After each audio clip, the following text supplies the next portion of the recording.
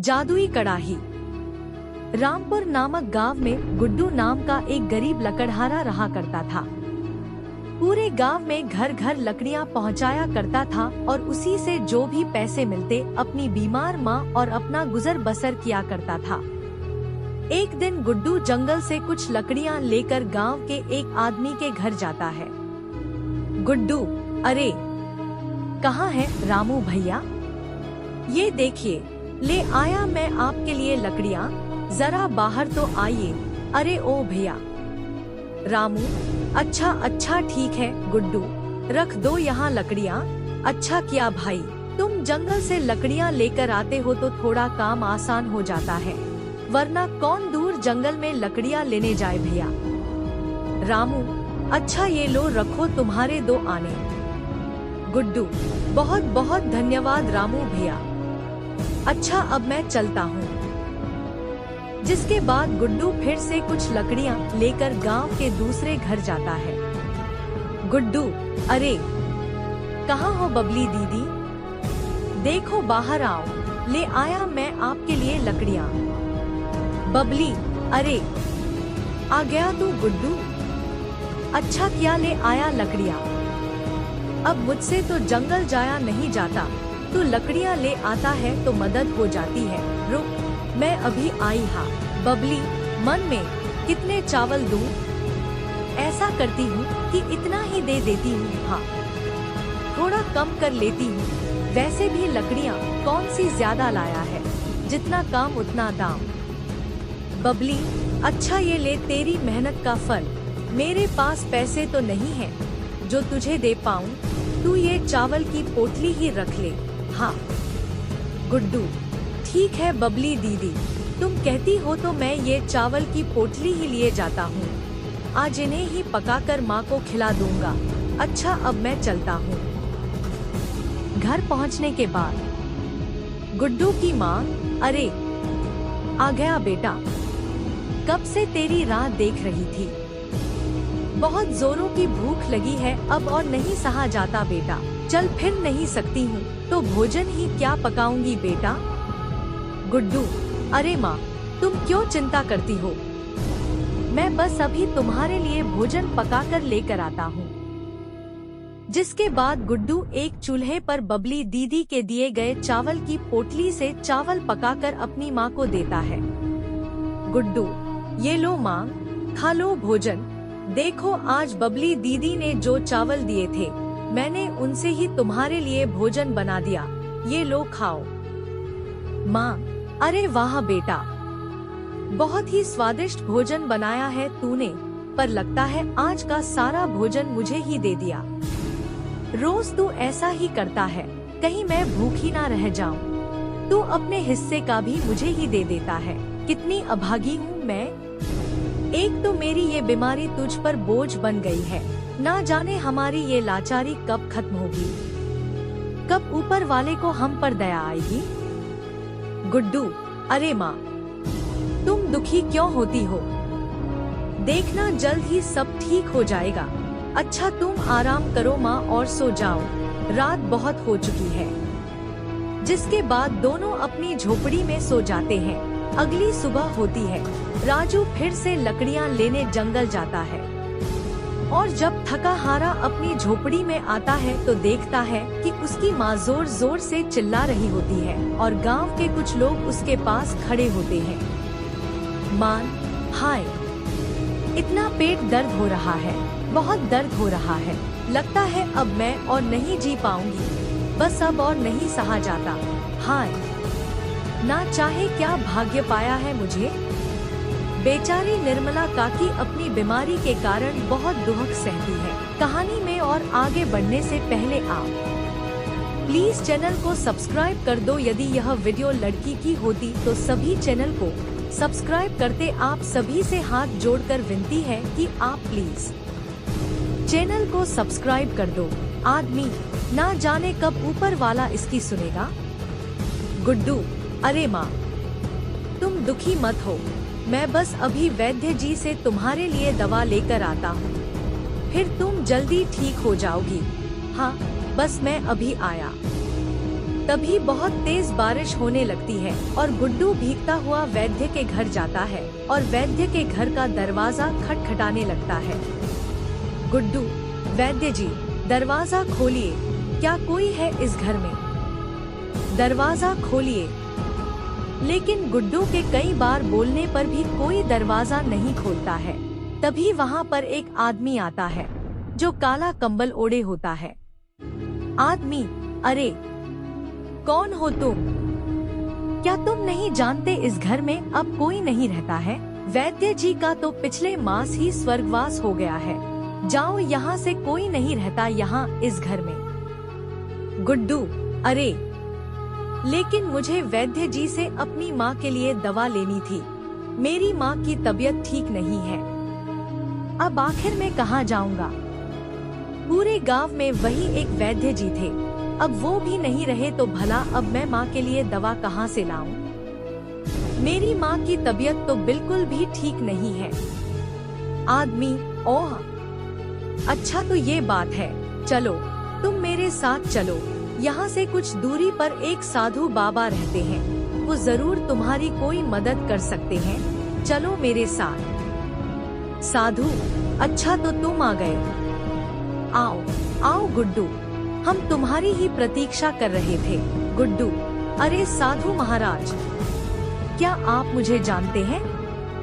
मैं बहुत दुखी हूँ महाराज, मेरी मदद कीजिए। साधु, हाँ हाँ बच्चा, मैं सब जानता हूँ, तुम चिंता मत करो गुड्डू, इसे अपनी माँ को दे देना, वो कुछ ही पलों में ठीक हो जाएगी। गुड्डू, बहुत बहुत धन्यवाद साधु महाराज, बहुत बहुत धन्यवाद। गुड्डू की माँ बिल्कुल ठीक हो जाती है। गुड्डू, अरे वाह माँ, तुम बिल्कुल ठीक हो गई। वाकई साधु बाबा की दी हुई जड़ी बूटी ने अपना काम कर दिया। माँ, माँ, हाँ बेटा, ये देख अब मैं बिल्कुल ठीक हो गई हूँ। अब तो मेरा पेट भी दर्द नहीं कर रहा है। हाँ, और ये क्या, अब तो मैं चल फिर भी सकती हूँ। वाह वाह, वाकई तेरी मुझे ये दी गई जड़ी बूटी तो चमत्कारी है बेटा, चमत्कारी। गुड्डू, हाँ हम तुम सही कहती हो, साधु बाबा कोई साधारण नहीं बल्कि बहुत ही शक्तिशाली बाबा है। मैं फिर से उनके पास उनका धन्यवाद करने अवश्य ही जाऊंगा। उनकी दी गई जड़ी बूटी से तुम ठीक हो गई माँ। अगली सुबह गुड्डू फिर से साधु के पास जाता है, जहाँ साधु अपनी ध्यान मुद्रा में बैठा होता है। गुड्डू, साधु बाबा, आंखें खोलिए साधु बाबा। सच में बाबा, आपकी दी गई जड़ी बूटी कमाल कर गई थी, मेरी माँ ठीक हो गई। बाबा, आपका बहुत बहुत धन्यवाद। साधु बाबा जोर जोर से हंसने लगता है। साधु, ये तो होना ही था, हमारी दी कोई भी चीज अपना असर ना करे, ये हो नहीं सकता। अपनी कई वर्षों की तपस्या से हमने परम ज्ञान प्राप्त किया है, लेकिन इसके बावजूद भी कई दिनों से हम बहुत दुखी हैं। गुड्डू, ये आप क्या बोल रहे हैं बाबा? आप और दुखी? आखिर क्यों? क्या बात है जो आपको दुखी कर रही है? बताओ मुझे। साधु, अपनी आराधना समाप्त करने के बाद मैं यहाँ से थोड़ी दूर अपने झोपड़ी में रहता हूँ, जिसमें मैं जाकर विश्राम करता हूँ। लेकिन कल रात आए तूफान की वजह से मेरी झोपड़ी तहस नहस हो गई और अब मेरे पास कोई ऐसा स्थान नहीं जहाँ मैं विश्राम कर सकूँ। इस जंगल में आधी रात को जंगली जानवर आया करते हैं। मुझे भय है यहाँ स्थान पर अकेला देखकर वो मुझे अपना भोजन ना बना ले। गुड्डू, अरे अच्छा तो ये बात है, आप चिंता मत कीजिए, मैं एक लकड़हारा हूँ, आपकी समस्या का उपाय है मेरे पास। चलिए, आप मुझे अपनी टूटी हुई झोपड़ी के पास ले चलिए। अभी रुकिए साधु बाबा, मैं बस अभी आया। जिसके बाद गुड्डू जंगल जाता है और कुछ लकड़ियाँ और घास फूस लेकर साधु बाबा के पास आता है और फिर से साधु बाबा की टूटी झोपड़ी बनाने लगता है और देखते ही देखते वह फिर से साधु बाबा की बहुत सुंदर झोपड़ी बना देता है। गुड्डू, ये लीजिए बाबा, आपकी झोपड़ी बनकर तैयार हो गई है। ये पहले से काफी मजबूत और सुंदर बन गई है। देखिए, अब आप इसमें आराम से विश्राम कर पाएंगे। साधु, सच में तुमने तो बहुत ही सुंदर झोपड़ी बना दी। अब हम इसमें अच्छे से विश्राम कर पाएंगे। हमें किसी जंगली जानवर का भी कोई भय नहीं होगा। वाह, मैं तुमसे बहुत खुश हूँ। बताओ, तुम्हारी क्या इच्छा है? हम अवश्य ही पूरा करेंगे। बताओ हमें गुड्डू, आप ऐसा कर सकते हैं तो साधु बाबा मुझे कोई ऐसी वस्तु दे दीजिए जिससे मेरी बूढ़ी माँ को कभी भूखा ना रहना पड़े। बस कोई ऐसी वस्तु दे दीजिए बाबा। साधु, अच्छा तो ये इच्छा है। ठीक है, तुम्हारी ये इच्छा मैं अवश्य पूरी करूँगा। तभी साधु बाबा की शक्ति से वहाँ एक चमकती हुई कड़ाही आ जाती है। साधु, ये चमत्कारी कड़ाही है। जब भी तुम्हें अपनी बूढ़ी माँ के लिए भोजन की आवश्यकता होगी तो यह चमत्कारी कड़ाही तुम्हारी सहायता करेगी। तुम इससे जो भी वस्तु मांगोगे वो तुम्हें मिल जाएगी। गुड्डू, सच में बाबा, आप सच बोल रहे हैं? मैं इस चमत्कारी कड़ाही से जो भी मांगूंगा ये कड़ाही मुझे देगी?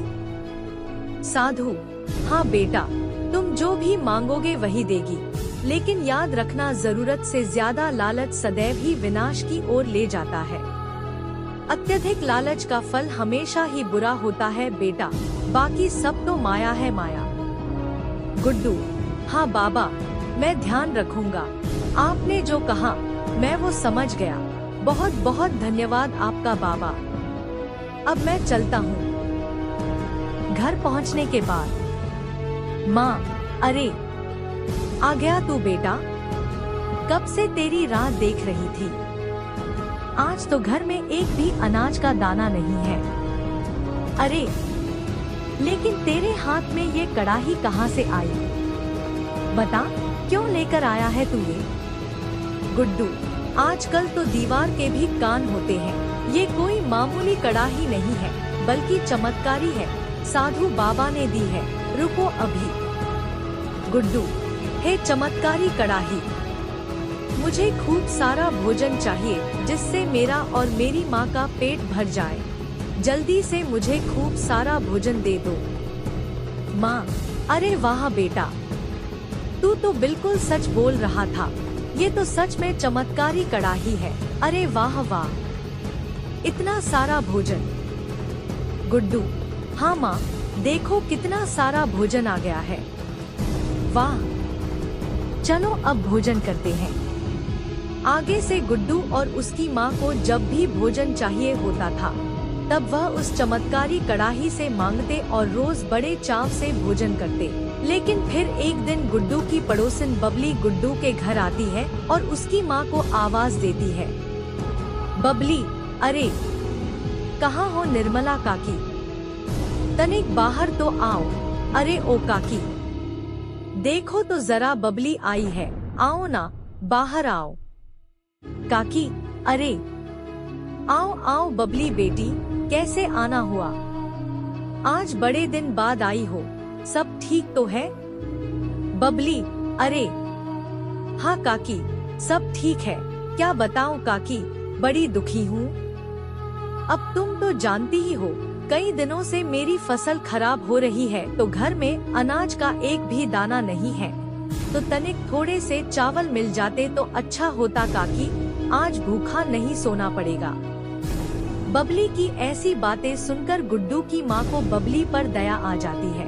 काकी, अच्छा अच्छा ठीक है, तुम यही रुको, मैं अभी तुम्हारे लिए चावल लेकर आती हूँ। काकी, अरे ओ चमत्कारी कड़ाही, मुझे खूब सारे चावल चाहिए।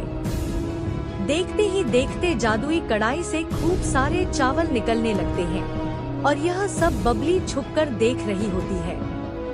बबली मन में, अरे बाबा, ये क्या, इतने सारे चावल, वो भी इस मामूली से कढ़ाई से। वाह वाह, अब तो मुझे कढ़ाई चाहिए। हाँ, कितना अच्छा होगा अगर ये चमत्कारी कढ़ाई मेरे पास आ जाएगी। इससे अपनी हर इच्छा पूरी करूंगी। हाँ, बबली, बहुत बहुत धन्यवाद काकी, तुम सच में कितनी अच्छी हो। वाह वाह, ऊपर वाला तुम्हें लंबी उम्र दे काकी। बबली मन में, अरे देखो तो सही इस चालाक बुढ़िया को, देखो तो पूरी की पूरी चमत्कारी कड़ाही लेकर बैठी हुई है और मुझे दिए ये कुछ चावल के दाने, जिन्हें लेकर बबली अपने घर चली जाती है। थोड़ी देर बाद बबली चुपके से फिर से आती है और चुपके से रसोई में आती है, जहां वह चमत्कारी कड़ाही रखी होती है। बबली, तुझे पाकर तो मुझे सब कुछ मिल जाएगा। हाँ, अच्छा इससे पहले मुझे वो देख ले, मुझे चमत्कारी कड़ाही ले जानी होगी। हाँ, अब मैं इस चमत्कारी कड़ाही से अपनी हर इच्छा पूरी करूँगी। हाँ, लेकिन अभी तो मुझे बहुत जोरों की भूख लगी है। बबली, अरे ओ चमत्कारी कड़ाही, मुझे खूब सारा मजेदार और स्वादिष्ट भोजन चाहिए। हाँ, खूब सारा, अरे वाह, इतना सारा भोजन, वाकई ये तो सच में चमत्कारी कड़ाही है। अरे वाह वाह, बड़ा ही मजेदार और स्वादिष्ट भोजन है, खाकर मजा ही आ गया। वाह वाह, क्या चमत्कारी कड़ाही हाथ आई है, क्यों ना मैं इससे और भी कुछ मांगूं, मांग के देखूं, और भी कुछ मांगते हूँ। बबली, अरे ओ चमत्कारी कड़ाही, जरा मुझे कुछ चांदी के सिक्के चाहिए, क्या तुम दे पाओगी? दे दो मुझे चांदी के सिक्के। अरे वाह वाह, क्या अद्भुत कड़ाई है। वाह, अब तो मुझे किसी भी वस्तु की कोई कमी नहीं होगी।